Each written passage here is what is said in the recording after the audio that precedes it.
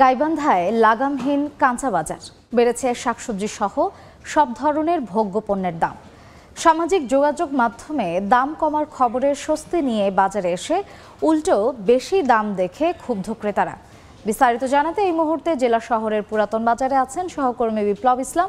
সরাসরি চলে যাচ্ছে তার কাছে।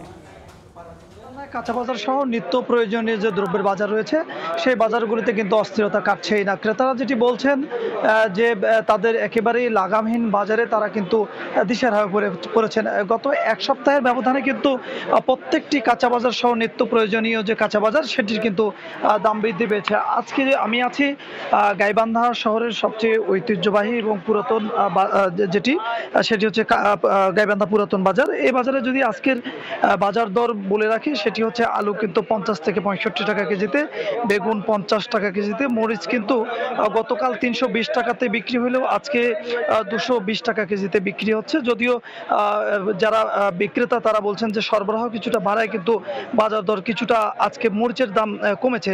পাশাপাশি পেঁয়াজ 120 টাকা, করলা 70 টাকা, পেঁপে 30 টাকা, ঢেঁড়স 40, পটল 30 এবং রসুন 240 টাকা পার কেজিতে বিক্রি হচ্ছে। পাশাপাশি মাছ মাংসের বাজারেও কিন্তু একটি অস্থিরতা কাজ করছে। আমি বিক্রেতাদের সঙ্গে কথা বলার চেষ্টা করেছিলাম। তারা যেটি বলছে যে গেল 15 থেকে 20 দিন থেকে কিন্তু বাজারে সরবরাহ কাঁচা যে পণ্য সেগুলির সরবরাহ অনেকটা কম। সরবরাহ কম হওয়ার কারণে কিন্তু প্রত্যেকটা দ্রব্যের দাম বেড়েছে। ক্রেতারা কিন্তু যেটি বলছেন যে তারা ফেসবুকে বিভিন্ন সামাজিক মাধ্যমে তারা যেটি দেখছেন যে প্রত্যেকটি পণ্যের দাম কমেছে।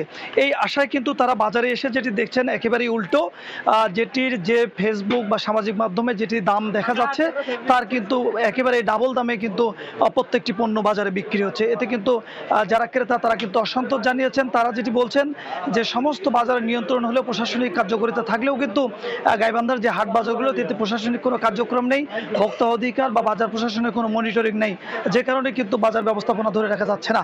এই ছিল গাইবান্ধার বাজার দরের সর্বশেষ অবস্থা। সরাসরি ছিলাম গাইবান্ধার পুরাতন বাজারে।